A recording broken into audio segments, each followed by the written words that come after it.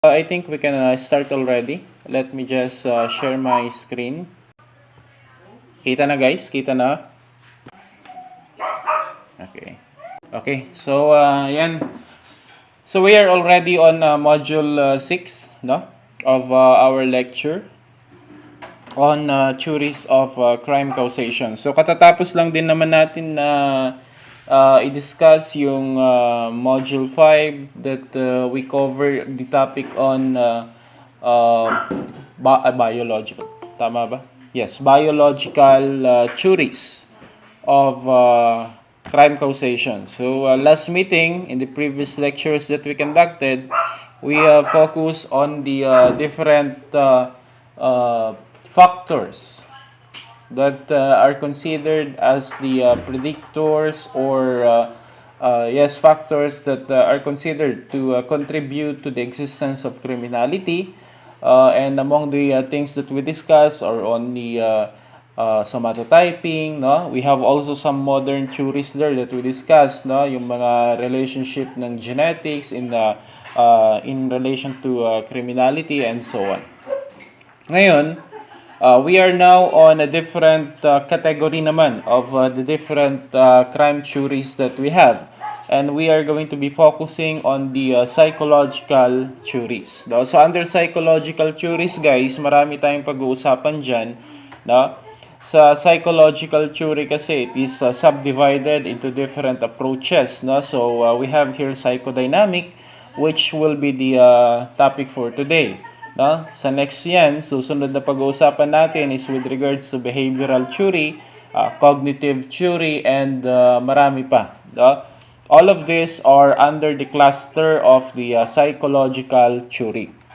So with that said, no, we are set to focus only for today's lecture on the psychodynamic theory. No? And the subtopic that we will be covering there is the Freudian psychoanalysis, no? As proposed by Sigmund Freud.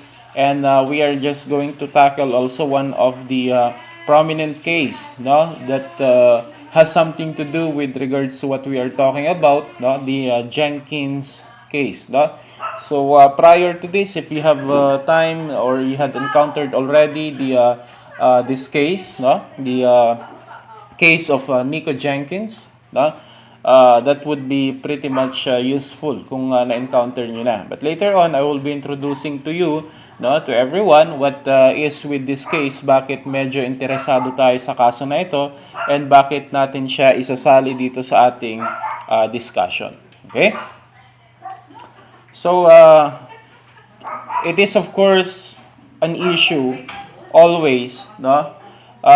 Why the reason, no? Bakit nga ba natin gustong pag-aralan, no, ang issues on criminality? So we justified that many times already, you know, but still the question always there, bakit nga ba natin kailangan pag-aralan? Why do people commit crimes? And why is crime present in our society?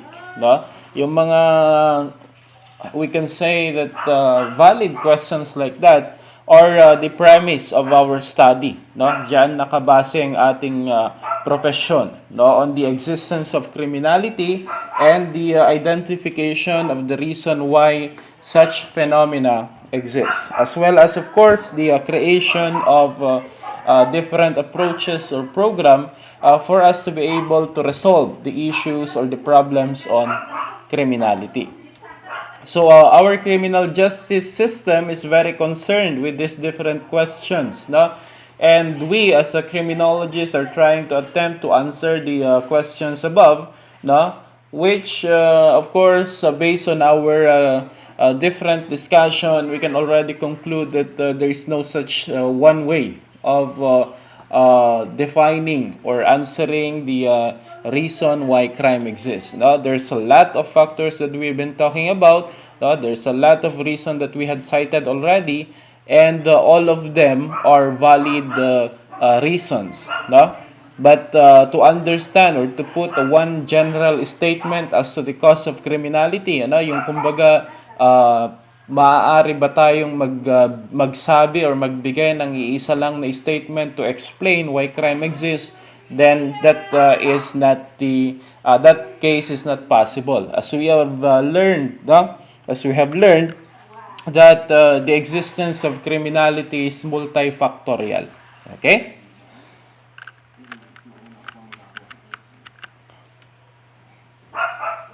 One of the main explanations, no? It is very important that we may study the different explanation as to why individuals commit crime. And as we have stated, no, there's a lot of reasons for that. But one of the explanations that we will be discussing today is the psychological theories, no? And under psychological theories, no, kasali dyan yung psychodynamic, behavioral, no, cognitive, and so on. So, since we're just going to focus on psychodynamic criminology, no, what is the very concept of psychodynamic theories? No? So, psychodynamic theories focuses on the association among intelligence, personality, learning, and criminal behavior. No? In this discussion, we will be talking about the concerning crime causation that we must consider under the psychological perspective. So, pag sinabi kasi natin psychodynamic, no? What are the different factors that may affect the behavior of one person? Marami tayong pwedeng i-cite dyan, no? Hindi lang ito tungkol sa genetic. We are done with genetics already, no? We know for a fact that some, no, may contribute to the behavior of one person, or some genetic predictors may contribute to the behavior of one person. But under psychological theories, we're going to focus on to the internal and external factors that affects, no, that try to, or that has a significance to the creation or to the development of one person's behavior. Kaya yung mga tinatawag nating dynamics under this study, ano-ano yung mga possible factors na pwedeng makaapekto sa pag-mold ng behavior ng isang tao, makaapekto sa pag-develop ng personality ng isang tao, and even sometimes makaapekto sa pag-develop ng tinatawag nating criminal behavior. So we have here, no, the psychodynamic theory as defined, no, psychodynamic criminology as defined, no, it is a method of studying crime and criminal behavior that draws to the Freudian psychoanalysis. Later on, we have a topic, or we will be talking about the psychoanalysis by Sigmund Freud. That's just one of the many references that we could cite to discuss the psychodynamic theory, no? So we can relate the case study of a famous serial killer, Ted Bundy. I hope you have encountered also Ted Bundy. He was one also of the famous, infamous, rather, serial killer that was known to men. No? A case study was conducted, no, on Ted Bundy, specifically on his the source of his behavior, no? Pinag-aralan nila what are the possible reasons why Ted Bundy behaves like that. You know, Ted Bundy had been involved into many cases, no? Serial killing. He was a serial killer, a necrophilia, no? He believed to have kidnapped, raped, and murdered numerous young women, no, in the year 1970s. So there is a speculation that, of course, the number of victims might have been more than what is recorded. Now, after more than a decade of denials before his execution, Ted Bundy had confessed that at least he had committed 30 homicides. No? And 30 homicide for a period starting from 1974 to 1978. So that's 4 years duration, ano? Na kumbaga is ginagawa niya yung criminal activities niya. So of course, the true number of the victim is really unknown, no? Hindi naman natukoy lahat kung sino-sino yung mga nabiktima niya, no? So there is a speculation that it could be higher than that. Psychodynamic theories, no, believe that the reason for Ted Bundy's behavior can be cited back, no, it can be observed dating back to the early infancy when Ted Bundy was an infant. No, he probably had developed, this is their notion, he probably had developed the so-called distrust, no, kasi under the psychology, no, under the field of psychology, sa infancy natin, meron tayong mga tinatawag na developmental stage, no, wherein we learn how to trust, no, or kung hindi mo natutunan ang pagtitiwala because of some factors like Ted Bundy's experience, no, you will learn this trust, no. We are learning how to satisfy ourselves with acceptable means and behaviors and so on. Lahat yun nandun sa developmental stage. And they believe that during that period, no, instead of developing trust to others, Ted Bundy developed mistrust towards their caregiver. The case of Ted Bundy kasi, no, he grew up, no, thinking that his grandparents were his parents. That's the childhood history of Ted Bundy. He is a famous serial killer, no? Then nagkaroon tayo ng disorder doon sa pagpapalaki sa kanya. Since number one, hindi niya nakagisnan yung kanyang parent. He was even considering, or he grew up thinking that yung mga lola niya, no, since sila yung nag-aalaga sa kanya, was his parent, no. You know, that could have an effect also to the child, no. Kaya tignan ninyo. Okay? And also, in addition to that, he also grew up thinking that his sister, no, yung kapatid niyang babae, was his mother. So with that, no, it's very hard for Ted Bundy to accept that he felt like he could not trust anyone because of such thing, ano? Kumbaga, feeling niya naloko siya, pinagloloko siya, hindi ka panipaniwala or hindi dapat pagkatiwalaan ng mga tao kasi nga sarili niyang pamilya nagsisinungaling sa kanya, no? And so on. So that is one of the factors that had contributed to the behavior of the criminal behavior of Ted Bundy as discussed by some psychodynamic theories. They claim that people with disorder have been subjected to family violence. So we are correlating here family violence, parental conflict, or even divorce, no? Yung mga ganitong issues kasi really affects the well-being of the child. Now, you must remember that when a person grew up from a broken family, now we can use that as an example. There will be an effect to that, to the behavior of one person compared to those who grew up in a complete family, no? So marami tayong mga risk factor, no, na nag-exist during the early developmental stage of one person, no, that could affect the behavior of that person, no? So I do not know your circumstances. Probably some of you had experienced also this, no? But just to make it clear that since we are learning about the multifactorial nature of the existence of criminality, it does not mean here that when you grew up from a broken family, you will become immediately or automatically becomes a criminal. That's not the case, ha. Gusto ko lang i-point out 'yon.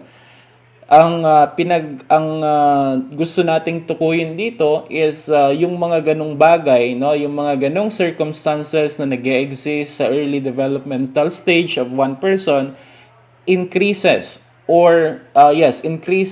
one's potential to engage into criminal behavior, ano? Pinapataas lang kasi nito yung tsansa ng isang tao na mapunta doon sa tinatawag nating criminal career. Kasi mind you, lahat naman tayo may tendency to become criminals, no?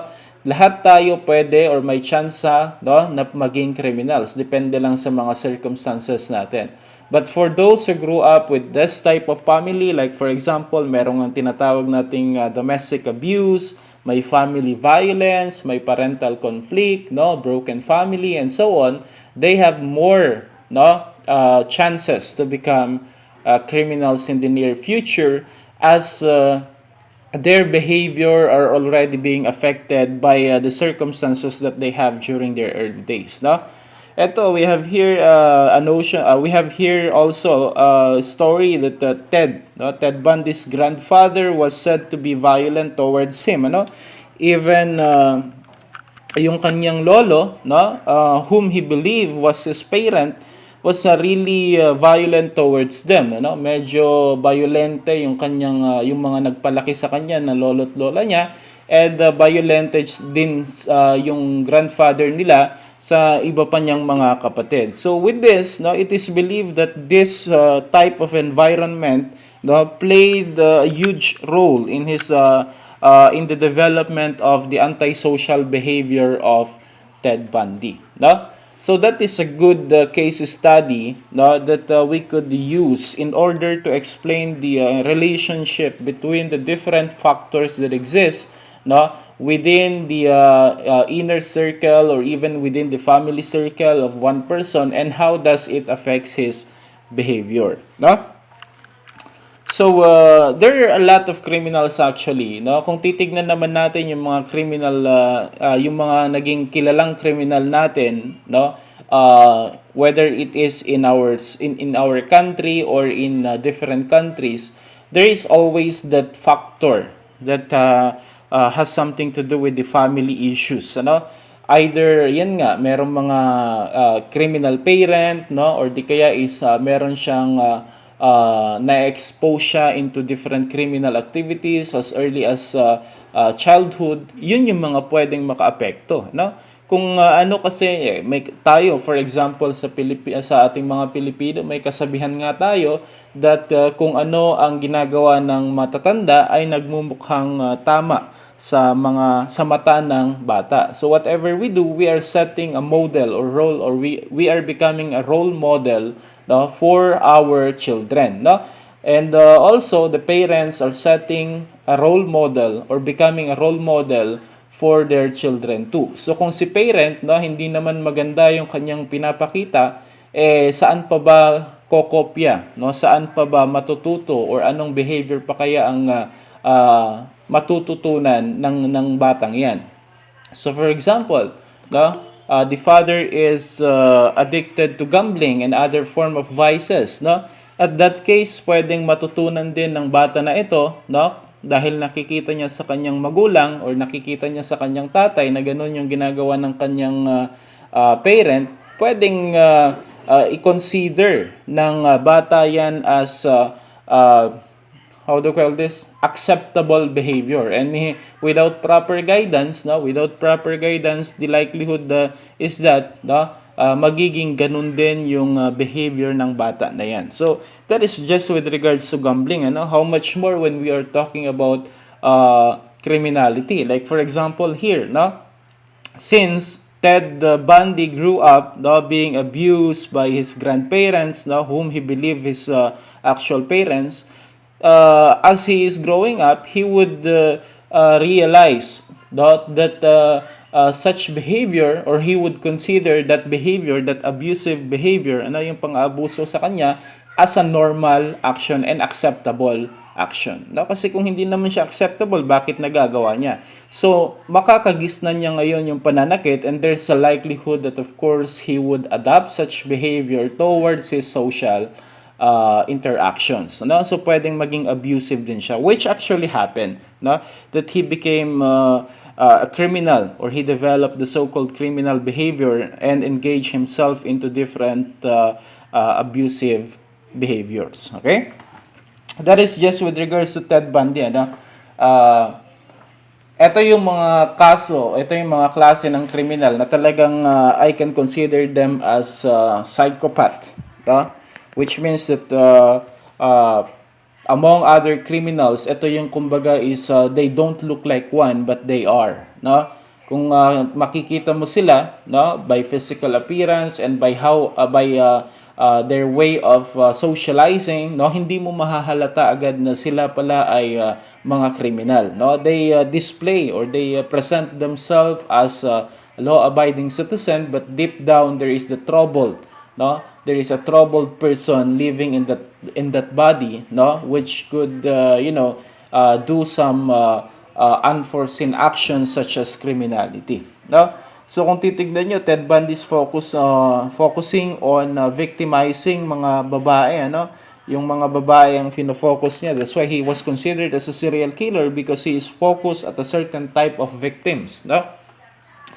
So there's something that we could understand, that we could examine also onto this, no? Pwede nating alamin kung bakit nga ba ganun yung focus niya. Kasi if one person focuses his criminal activities towards a certain group, there is something there. Meron yun. No? Like for example, no? One criminal focuses on killing prostitutes. No? May isang serial killer din noon na kung saan ang mga target niya, mga prostitutes. No? Bakit kaya prostitutes ang kanyang target? Probably there's something in his early developmental stage that had caused him to develop hatreds towards those type of individuals or towards those groups of individuals. That makes him, more passionate in pursuing criminal career and victimizing a specific group of target, no?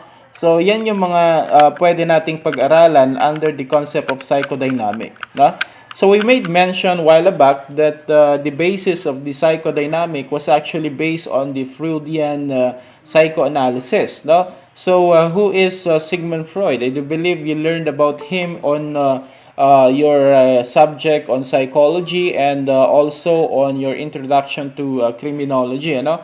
So say Sigmund Freud, no, established the original psychoanalyst to form theories and concepts surrounding the existence of mental illness and its interconnected nature with human behavior. No?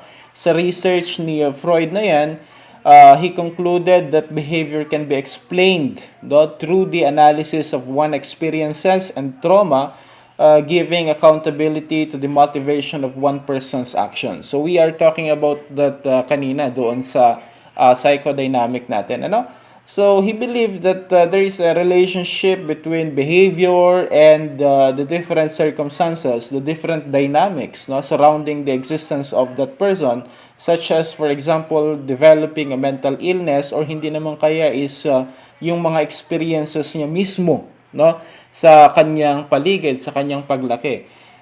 There is a connection according to Freud between these different experiences to the behavior of one person.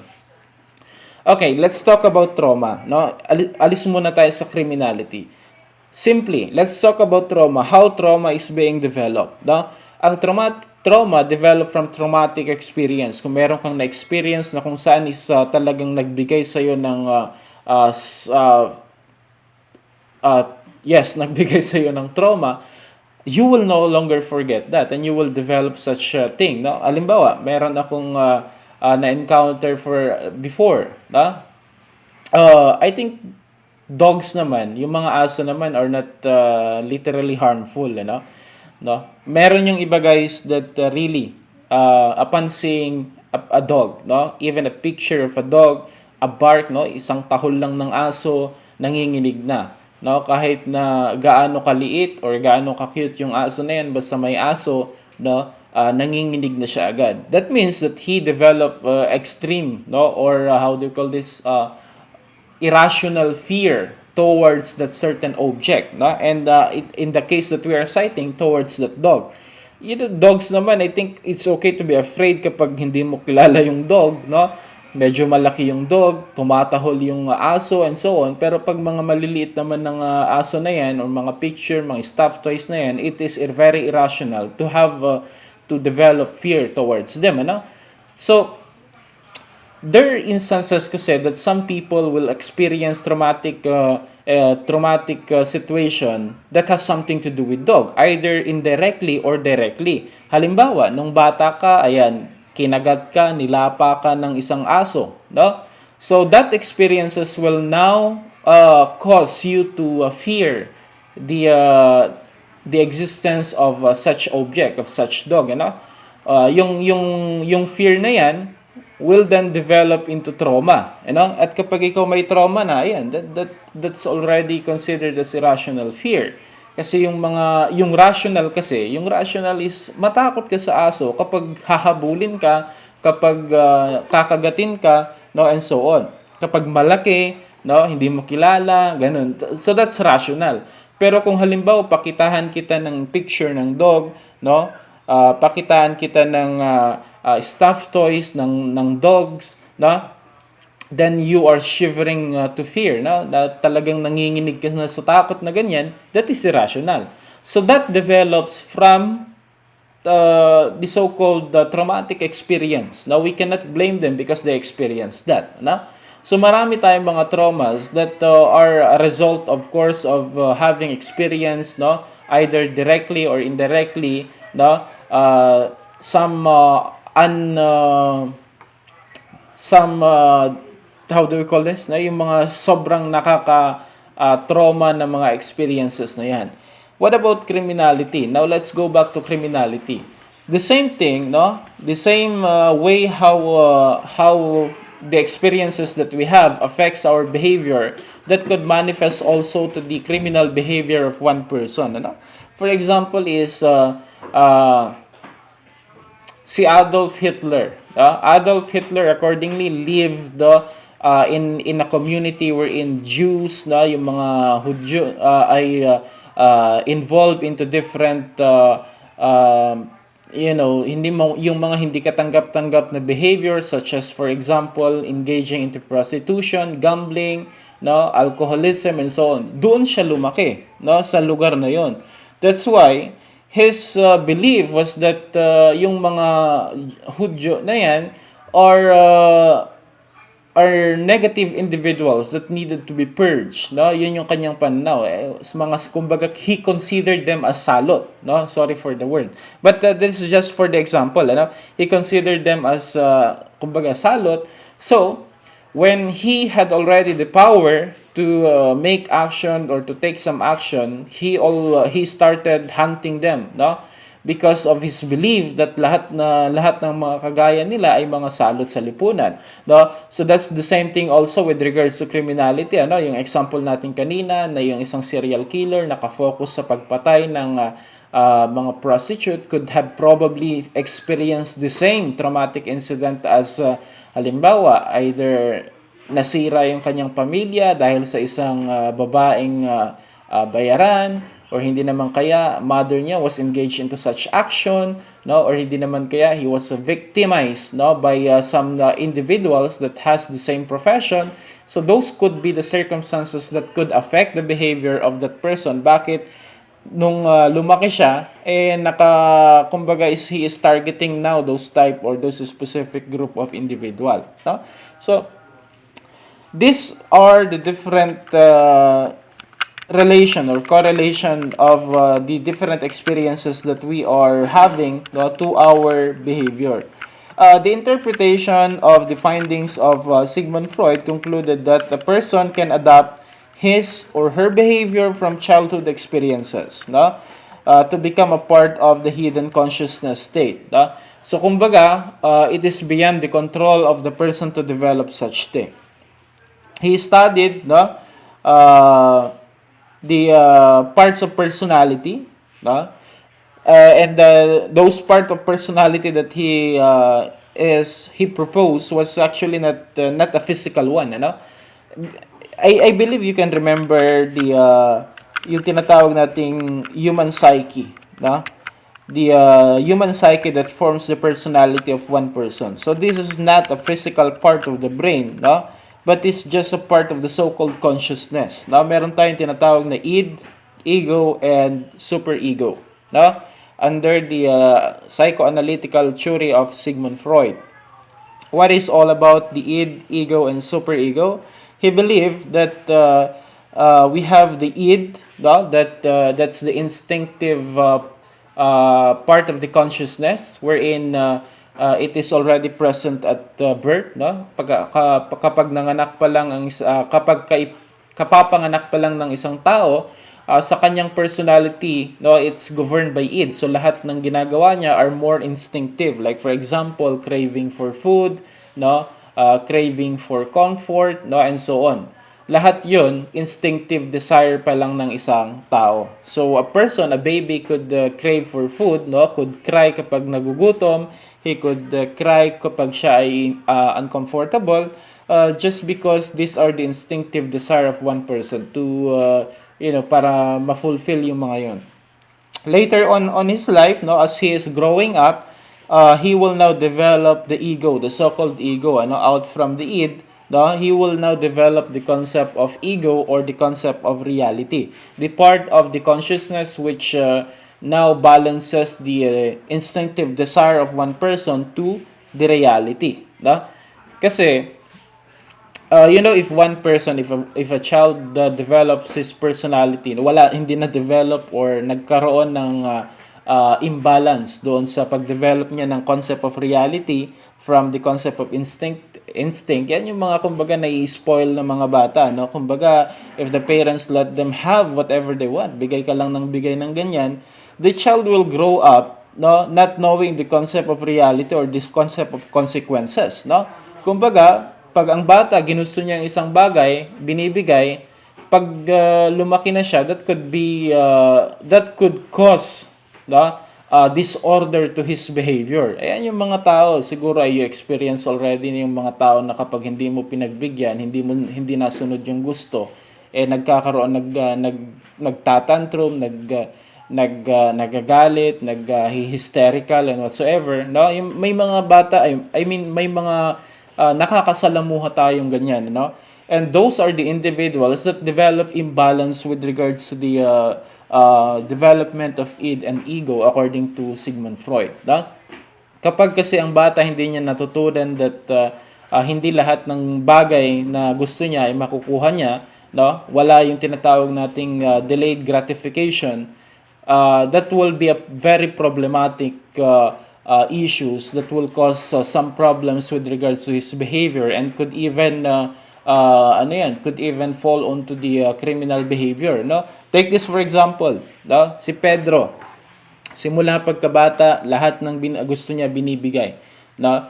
Lahat ng gusto niya binibigay ng magulang niya, binibigay ng relative niya, no? And so on. When he grew up, no? Paglaki niya, he would demand such compliance to all the people that he would be socializing with, no?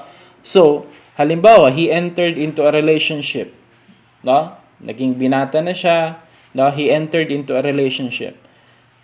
Ngayon, he would request some to his partner, no? Mag-request siya either, ganitong gawin natin, and if the partner does not comply with the request, what do you think will be the what do you think will be the reaction of Mr. Pedro, na kung saan sanay siya na lahat ng gusto niya na ibibigay, pwedeng ma-engage siya into conflict, no? Conflict with the society and conflict with the law, no? There are individuals na kapag hindi mo napagbigyan, ayun, they're thinking of achieving the what do you call this? Achieving their desire through illegal means, no? Halimbawa si Mr. Pedro, ngayon humingi siya ng kotse sa kanyang magulang, hindi nila kayang ibigay, no? The possible tendencies is that awayan niya ang kanyang parent, or he will engage into criminality. Pwede siyang magnakaw, pwede niyang pagnakawan ng kanyang magulang, no? Pwede niyang gawan ng masama ang kanyang magulang, pwede niyang ibenta yung mga properties nila and so on. So yun yung mga pwede niyang gawin. No? That is because there is an imbalance with regards to the concept of instinctive desire and the reality. No?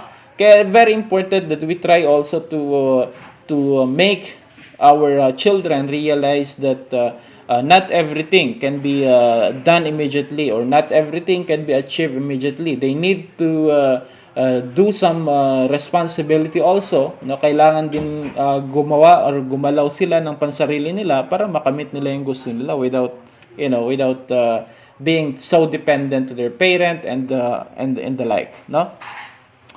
So with the development of ego, no, habang tumatanda naman tayo, kahit nga habang nagmamature naman tayo, we learn about the concept of morality, no? We are learning about the concept of morality based from the different social institution. Halimbawa is the school, no?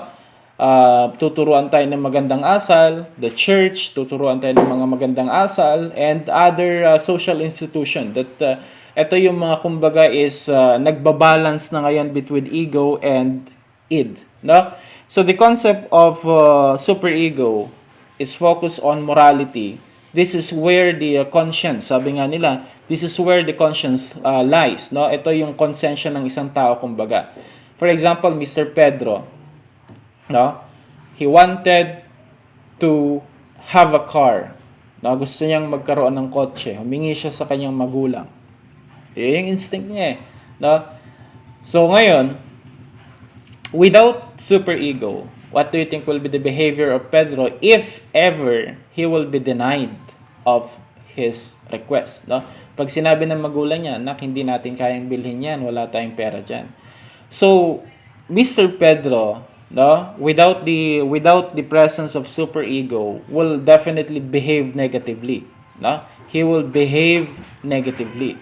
But if the superego was developed, no, meron siya yung concept of morality, no, meron siya yung concept of goodness, no, yung konsensya kumbaga, he will not behave like that. No? Iisipin niya, oo nga naman, no? Mali nga naman yung hihingi na lang ako ng basta ng hindi ko pinagtratrabahuan, hindi ko pinaghihirapan, and the like. So yun na yung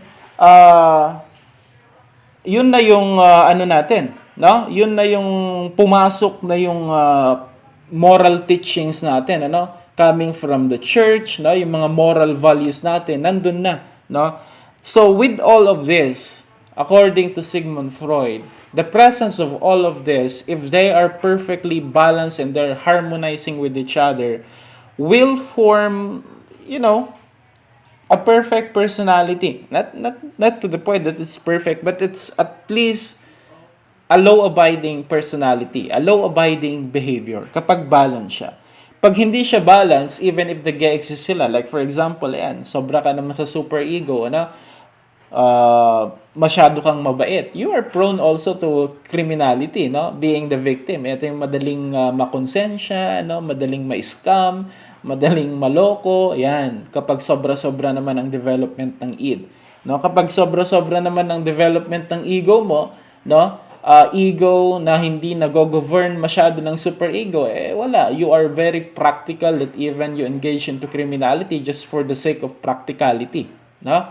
So, it should be balanced, no? According to Sigmund Freud, dapat lahat ng ito that forms our human psyche, no, should coexist with each other and they should harmonize, no?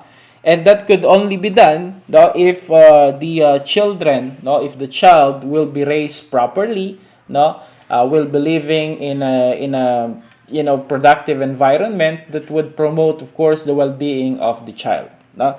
So, in case that there will be imbalances with regards to this, then that's one of the factors now that we are looking kung bakit nag-exist yung criminality. Okay? So, next is we have, ayan. So, that's what we're discussing kanina. We also have here, a research conducted by the National Justice Institute of the state of U.S.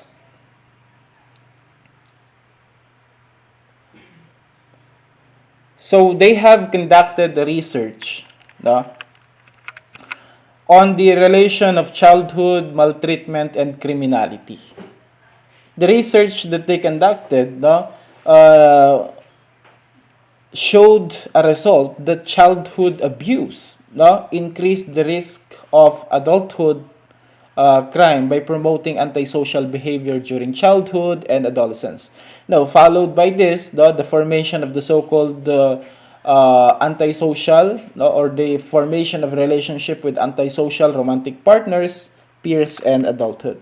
So, to sum it up, this research had found out that when a child was engaged or when a child was raised in an environment that has, that has maltreatment, no, in an environment that is infested by criminality, no, either by the family or the immediate surroundings, okay, it would affect, no, their behavior, no, when they grow up. So with that, no, kapag ganito ang kinagisnan, no, kinalakhan ng isang bata, it is believed that they will also be finding themselves, no, engaging into relationship with either mutual or just, kaibigan and so on. No, ang pipiliin din nilang mga kaibigan, no, partners, no, are also those individuals who are engaged also in such criminal activities. So in short, kapag si Pedro lumaki sa mga ganitong lugar, no, magulong lugar, puro krimen ang lugar, no, doon sa kanilang family may kriminalidad, no, si Pedro maghahanap din ng kumbaga mga kaibigan, kakilala or makikisama din siya sa mga kaparehas ng mga taong kinalakhan niya. So with that, what do we expect now? Mr. Pedro will now be engaging himself into the different criminal. Kaya nga dito sa batas natin under 9344, we have the so-called child at risk, ano? Kapag ang isang bata, no, na declares child at risk, the government has the authority, no, to take that child into custody. Take that child away from the custody of parent and to be put under the custody of law. Kapag halimbawa yung anak ni Maria at Pedro, pinapabayaan nilang mamalimos, pinapabayaan nilang makipagsugal, pinapabayaan nilang mandukot, no? The state has the authority under our law, no, na kunin yung anak nila at sila na ang mag-aalaga, no? We cannot do that dapat since ang bata dapat talaga nasa kanyang mga magulang. Pero in that circumstances, we are already considering the child of Mr. Pedro and Maria as a child at risk, no? Child at risk na siya. So pwedeng-pwede na siyang kunin ng gobyerno para ang gobyerno na ang mag-alaga doon sa bata.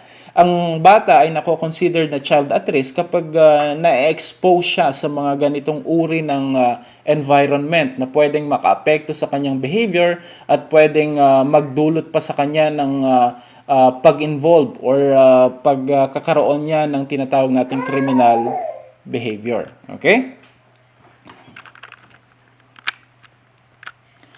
Another important findings that was noted here, no? Isa pa sa pinaka-importanting findings ng study na ito is the presence of the so-called or the observance of the so-called cycle of violence, no? Anong ibig sabihin ng cycle of violence? It means that those individuals who experience, no, maltreatment, who experience abuse, will also become an abuser when they grow up. Now, these patterns of behavior occurs now when the victims of childhood violence will also perpetrate violence toward their peers or partners later in their own life, no? So kung halimbawa si Pedro lumaki sa mga magulang na kung saan nakikita niya yung tatay niya sinasaktan yung nanay niya, no? Mr. Pedro will adopt such behavior kapag siya na rin ang nag-asawa, no? Dahil yun yung nakagisnan niya, yun yung nakalakhan niya, pag si Pedro nag-asawa, the likelihood is that si Mr. Pedro ay magiging abusive din sa kanyang partner. So that's the cycle of violence. We could use that in different crime. For example, gambling, yung tatay at nanay ni Mr. Pedro sobra kong magsugal. What do you expect the behavior of Mr. Pedro pag siya din lumaki? He will engage himself also in the so-called gambling, no? Kung criminal ang mga parent niya, there's a high tendency, of course, that Mr. Pedro, when he will grow up, no, he will engage himself also in such activities, in criminal activities. So that's the so-called cycle of violence. No? Kumbaga paulit-ulit yan. No? Kung ano yung nakagisnan ng isang bata, ganun din yung kanyang magiging behavior kapag siya ay lumaki. Okay? Andyan pa ba kayo? Any question, guys? May tanong kayo? Mukhang sir, opinion lang sir sa case about yung, kung naalala niyo yung case ng tayo naman ina, what can you infer to the child, na yung anak niya sir, yung anak ng police, since parang yung yung behavior na pinakita niya nung time na pinatay ng papa niya yung mag-ina is parang normal lang sa kanya. That's true. The case of Nuesca. Ayan, correct. Yan. Hindi, kung titignan mo kasi, na-observe na natin yung behavior ng bata based doon sa kanyang inasal. Ano? This is not an attack, of course, to the child. Kasi, pag ang bata kasi, it's not proper that we should blame them. Ito yung lagi kong sinasabi. Hindi kasi kasalanan ng bata kung ganun yung kanyang behavior. Nagsisimula lahat ito sa tamang pagpapalaki eh. Nakita natin, ako mismo, napansin ko yung behavior ng bata. Di ba? Parang, how do you call this? Wala sa ayos. Di ba? Kumbaga, nararamdaman ko yung pagiging matapobre ng bata based doon sa kanyang pananalita at sa kanyang galaw. Ano? Sabi niyo nga, di ba? You made mention that hindi man lang siya natakot nung binaril ng tatay niya yung mga tao sa harap niya mismo and so on. So, what do you think is happening there, no? Doon sa kanilang pamilya? Ibig sabihin, nagkaroon na ba ng normalization na yan? Baka naman yung tatay, kinikwento niya, sa ganito nga, binaril ko noon, ganun. Yun ba yung nakagisnan kaya ng bata? Kaya kumbaga, it's normal already for her to witness those types of actions, those types of incidents, ano? So, yun yung mga tinatawag nating normalization of criminal behavior. Ano? Totoo yun. Bakit kaya ganun na ang behavior ng bata doon sa kung ako mismo, halimbawa, ako nga bilang isang tao, normal na tao, pag may binarel siguro sa harap ko, hindi ganun yung behavior ko. But for her, no? At her young age, hindi na ganun yung kanyang behavior. Kumbaga, parang sanay na lang.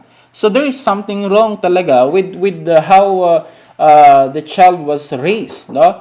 And we can tell that naman by the action of the father, no? Kung yung pag-uugali ng kanyang tatay at sa naging reaction din ng kanyang anak. So that is a good example of the so-called if we are looking at the cycle of violence, pwedeng maging ganun. Pag yung batang yun lumaki, no, without proper intervention, he would be the same. Honestly, without proper intervention, kung hindi mabago, hindi siya ma-rehabilitate, hindi ma-correct yung behavior niya na yon, she would be the same paglaki niya. Magiging ganon din siya kaabusado paglaki niya. No? So there is a need for us, for the different institutions, especially the DSWD, to make some intervention. No? Yung intervention ang kailangan dyan. Kasi, kung yun yung kinalakhan niya kasi, yun yung kinasanayan niya sa kanilang pamilya, let us make her realize that behavior is wrong. No? Probably, hanggang ngayon, baka kung wala pang intervention na nangyari, iniisip niya pa rin na tama lang yung ginawa ng kanyang tatay. No? Tama lang yung ginawa ng kanyang magulang. Or tama lang yung pagpapalaking ginawa sa kanya ng kanyang magulang. That is problematic. No? So, whenever a child behaves like that, it is not actually them. Hindi mo sila pwedeng sisihin. Kaya nga, for me, under yung tinatawag nating 9344, the child protection, the law that reduces the age of criminal responsibility for children, mali yun. No? The law should focus on trying to make intervention. And of course, trying to educate the parent about how should the children should be properly raised. No? Kapag ang isang bata nag-commit ng crime, dapat ang ikulong mo dyan, yung parent. Why? He had probably contributed to such behavior. Saan ba matututo ang isang bata, no? Sa mga behavior na yan. Saan ba napupulot ng isang bata yung kanyang pag-uugali, 'di ba? It's either sa loob ng bahay or sa kanyang immediate surrounding. Kung ang isang bata nakatutong magnakaw sa kanyang mga barkada, no, sa mga kapitbahay niya and so on, then why, ano ang naging dahilan kung bakit mas nag-i-spend ng oras, no, yung batang yan sa labas instead na sa loob ng bahay? So again, no, there is always the thing that the parent had contributed to the behavior of their children. So they should be held responsible also. Mind you, dito kasi sa ating bansa, no, pag halimbawa ikaw ay 9 years old, nagnakaw ka, you will not be imprisoned, no, hindi ka makukulong. Why? Kasi you are exempted. No, wala ka pa sa age of criminal responsibility. But ganun na lang ba? Yun na lang ba yung case? No? Halimbawa sa amin, in Nueva Vizcaya before, ang laki or ang taas ng kaso ng pambabato ng around Santa Fe, no? Kung nadaan na kayo around Santa Fe, medyo masukal kasi 'yun, no? Gubat-gubat sa paligid, puro punong kahoy. May mga instances na kung saan nambabato sila ng bus, no? Nambabasag ng salamin, ang dami-dami nang nababato. And the victims, no, the drivers, the operators, the owners of this bus company can't do anything kasi nga yung mga nambabato, minor de edad. Ano ba dapat ang gawin? Kahit naman hulihin mo yan, no, makakalaya din lang kasi minor de edad sila. So what would be the proper intervention? I think we could put the responsibility to the parent, no? Mali yung pagpapalaki nila, so they should be held responsible also. But that's not recognized by our law, hindi pwede yun. But I think that would be a proper way of deterring such behavior, no? Kapag ang isang bata nag-commit ng crime, let the parent be held responsible. Dito kasi, multa lang. Kung may na-damage yung bata, magbabayad yung magulang, multa. No? But with regards to criminal responsibility, wala. No? So, yan. Yes, that's a good example. No? We could really relate the issues on psychodynamic. No?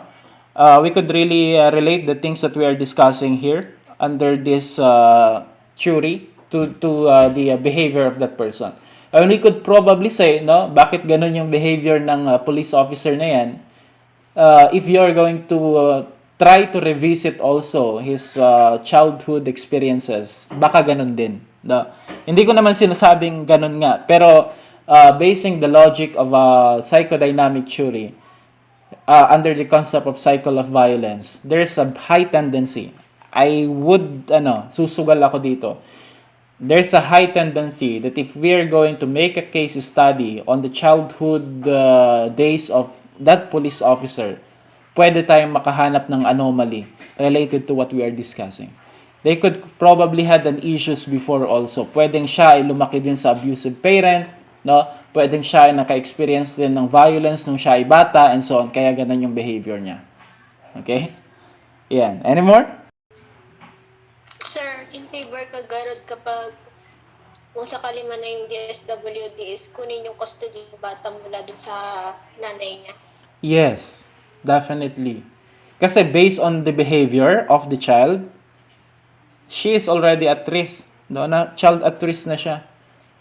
No? Although we cannot imprison her naman, but for the purpose of correcting the behavior, kasi hindi niya kasalanan kung ganun yung ugali niya. Kasalanan yun nang nagpalaki sa kanya, bakit ganun yung itinuro. So if there's a way for us to correct the behavior, no? If there's a way for us to correct the behavior, it is just proper. Sa atin naman kasi, no? Sa criminology, we are really on the concept of therapeutic. We are on the concept of rehabilitation. Cesar Lombroso noted that criminal behavior, no, or criminals are sick individuals, no? May sakit. So there's a cure for that thing. If we could intervene, if the DSW could intervene and try to rehabilitate the child and could make her realize that what is proper and what is wrong, pwede pang mabago. No? And with that, we are already disrupting the so-called cycle of violence. Kasi kung hindi magkaroon ng intervention, no, hindi magkaroon ng intervention ang gobyerno natin sa batang 'yon, I would, susugal na naman ako that she will behave like that in the near future. If she will never realize that what her yung behavior ng kanyang tatay ay mali, no, at yung kanyang ginawa ay mali, at yung kanyang pag-uugali ay mali, we are not ending the cycle of violence. No, we are allowing, no, the cycle of violence to roll once more, no, para gumulong na naman, no. There's a need to correct that, no, kaya kailangan ng intervention talaga. So the DSWD should take charge already, kasi based on the behavior, sabi ko nga, hindi tama ang pagpapalaki sa kanya, and intervention must be done to correct the behavior, to stop, no, or to disrupt the cycle of violence based on the theory that we are citing. I'm in favor for that.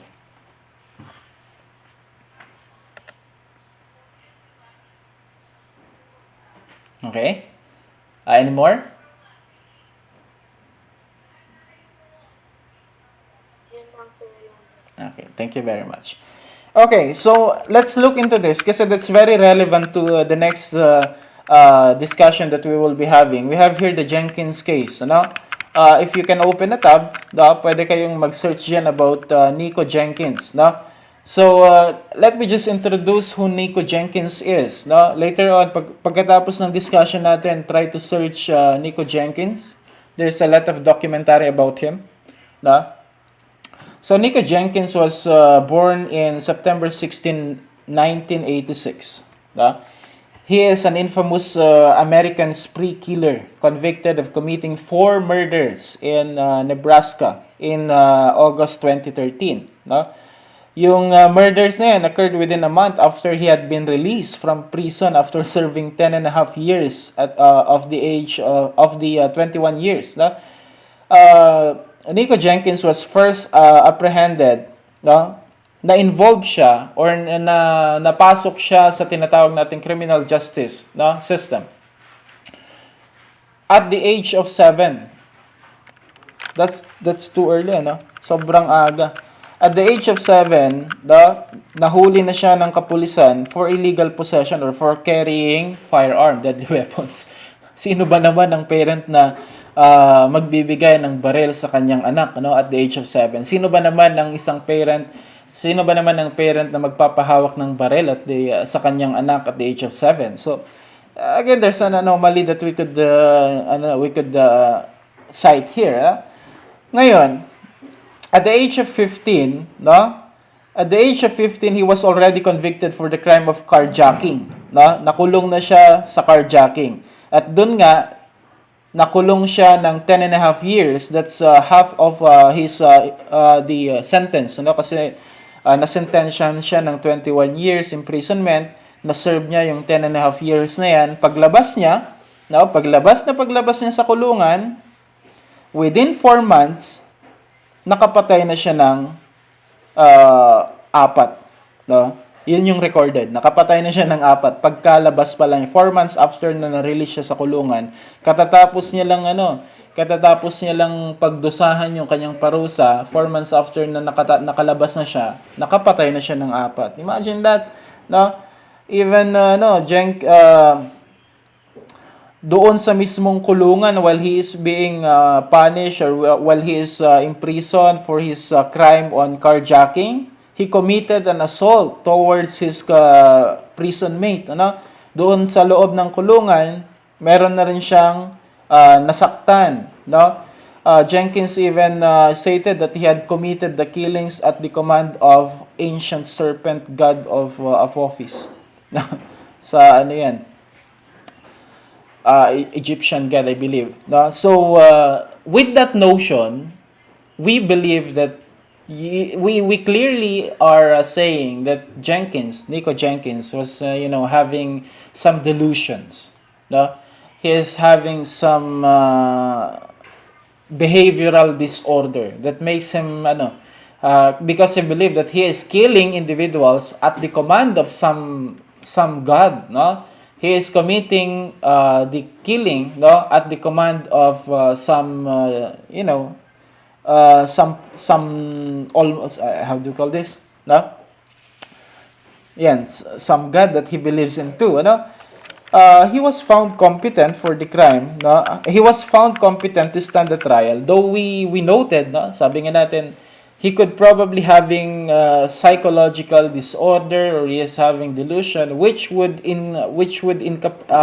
him incapable sana to be heard, no? Kasi alam naman natin sa batas natin is kapag meron kang mental problem, no? If you have mental illness, no?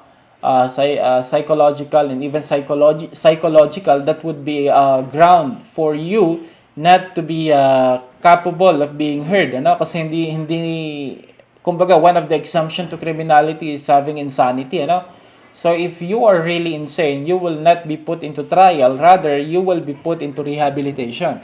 But the court found out that he is capable, no, of standing into trial. So nagkaroon ng paglilitis on the 4 murders that were committed, and he was sentenced to death, no, in May 2017, very recent, no. So up to now, nasa ano pa rin siya, nasa death row. Jenkins was born in Colorado to parents David McGee and Lori Jenkins, no? He spent much of his life prior to the murders in criminal justice system, as we have stated, no? He first entered, no, the criminal justice system at the age of 7 after bringing a loaded caliber 25 handgun to his elementary school, no? Nagdala na siya ng baril doon sa kanyang school, elementary pa lang siya. At the age of 11, Jenkins was kicked out already from a group home for repetitive violence, and by that time he stopped attending the school regularly already. At the age of 13, he had committed multiple assault already, including 1 knife assault. So nanaksak na siya at the age of 13. Jenkins was sent to prison in year 2003 for 2 armed carjackings. That yung sinasabi natin kanina. And after spending time in youth detention facility, no, while incarcerated, he was charged also, no, for taking part in prison riot in year 2006, as well as assaulting a prison guard, no, habang siya ay nasa furlough, no, habang alam niyo na yung situation na kung saan yung nakakulong will be allowed to temporary release para dumalaw sa kanilang relative, no. In this case, no, nag-attend siya sa funeral ng kanyang grandmother, no, at yung kanyang prison escort, no, yung prison guard na nag-escort sa kanya ay inatake niya din. So imagine how what type of person this is, no? Anong uri ng tao si Nico Jenkins was, no? And there's a lot of more crimes that were not recorded, Now, in view of our discussion with regards to the psychodynamic and in relation to family, no, you might want to know what type of family Nico Jenkins was raised. No? Anong uri ng pamilya lumaki si Nico Jenkins? So, ang parent niya were convicted felons, both of them, no? They are serving time in different prison. Nakakulong yung kanyang magulang, nakakulong yung kanyang tatay at nanay sa magkaibang kaso, magkaibang kulungan, no? So Nico was raised alongside his 5 other siblings, no? Lumaki siya kasama ng kanyang 5 pang kapatid, no? Those siblings, no, 3 of those siblings, 3 of Nico's sister are also convicted felons, no? Yung isa convicted murder, no, nakakulong for lifetime imprisonment. Yung isa naman was implicated also with the murder carried out by the other one, no? Kasama siya doon sa kaso ng una, no? Habang yung isa naman was jailed for the ground of becoming a terroristic threat. So majority of them are engaged or involved into criminality, no, or engaged in criminal behavior. This is one of the how do you call this, interesting fact about this is that 100 years ago, the family were actually known for their good reputation, no? Yung kanilang mga kanununuan ay kilala bilang isang pamilya na merong good reputation. They're actually very respected, no, family. However, no, yan nga, one of their ancestor even was known as town's tribal leader. Isa siyang leader ng kanilang community, no? And he has a lot of influence. But the tables have turned, no? Nung nagkaroon na sila ng maraming recorded violent, no, activities na na-involve yung kanilang family, no, criminal acts, no, na-involved din dito, no, that yung mga naging bunga na ng kanilang angkan ay nagkaroon na ng mga kaso sa child neglect, no, involved na sila sa drug abuse, theft, murder, and among others. And yun nga, no, yung kaniyang naging kaapu-apuhan, we have here Nico Jenkins was now one of the infamous spree killer, no, in the United States, no? So this really shows that actually there are a lot of cases that like this, ano, marami pa tayong cases na ganito. If you can remember the theories under doon sa Introduction to Criminology when we're talking about I can't remember, Kallikak family, Goddard's family tree, yung mga ganon. So this is the modern Kallikak, or this is the modern Kallikak family, no? That from their ancestors na nagkaroon na ng anomaly, probably na infiltrate, no? If we really believe on the concept of genetics, pwedeng napasukan ng bad blood yung kanilang angkan kaya nagkaroon na ng ganito, because if compared to the Kallikak family tree, which is the Kallikak family tree naman talaga, it is problematic na from the very beginning, ano? Problematic na siya from the very beginning because the mother was known to be a prostitute and feeble-minded. So, at that case, talagang isipin mo, paano nga ba naman niya papalaki ng maayos or tama yung kanyang magiging anak? Dahil hindi na palaki ng maayos yung kanyang mga naging anak, nakipag-asawa, nagkaanak din sila, the same rin. Wala rin silang maituturong mabuti sa kanilang mga anak kasi wala naman naituro sa kanila ang kanilang magulang. So we're looking at this, at something like that, as comparable to the Kallikak family tree as studied before. No? So it's very interesting, however, that at their origin, no, they originated from a family that is known for good reputation and known for community involvement, their leaders, no? Then what happened now along the line kung bakit na nagkaroon ng involvement na ng tinatawag nating criminal within the family tree. Okay?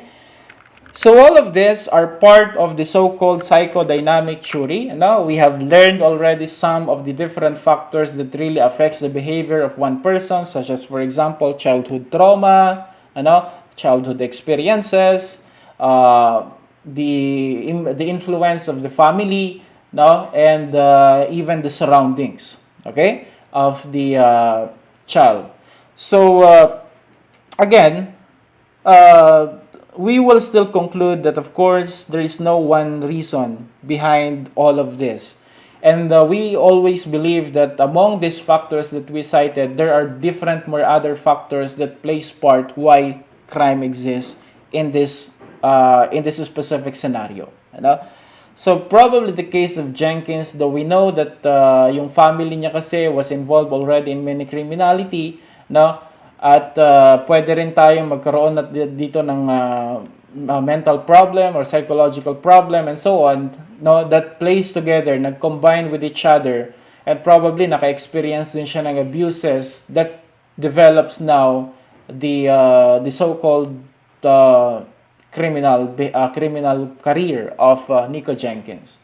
So all of the individuals that we know, no, ito yung risk talaga ng improper parenting. Kapag hindi tama ang pagpapalaki sa isang bata, that is when this different behavior exists. No?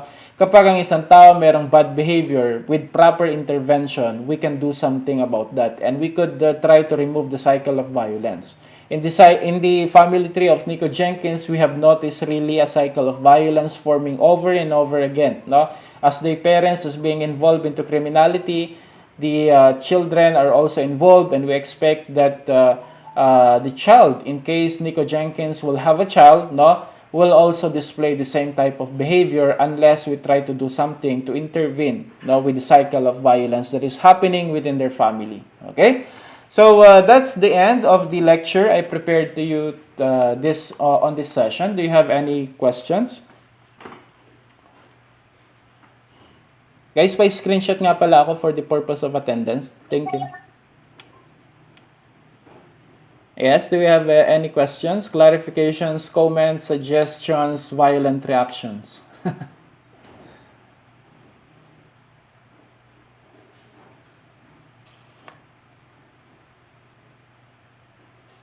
Meron? Wala na po, sir. Okay. Nice. Wala na po. Thank you. Na-screenshot niyo na? Pasend na lang ako sa GC. Ayun, so I guess if there's no more question then I believe or I hope I was able to impart some valuable knowledge. Now, this is not just for the purpose of your grades or whatsoever. I'm aiming for higher, higher purpose of my lecture. I hope I was able to explain it properly, the relationship between these issues. Kasi I know someday you will become a parent, no?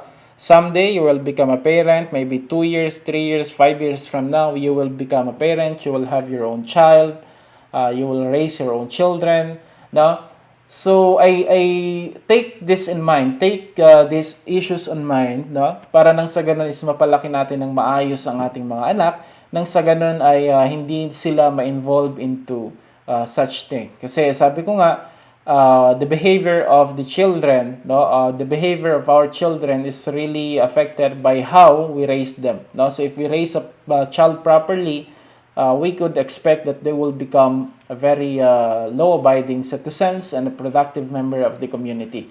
But if we will try to raise them with all of the issues that I cited, then you expect that the life that they will be traveling will definitely be worse. Okay? So that's it for today, guys. No? Thank you all for attending. If there are no more questions, see you guys on the next lecture. Bye-bye. Bye, sir. Bye-bye. Bye-bye. Bye-bye. Thank you.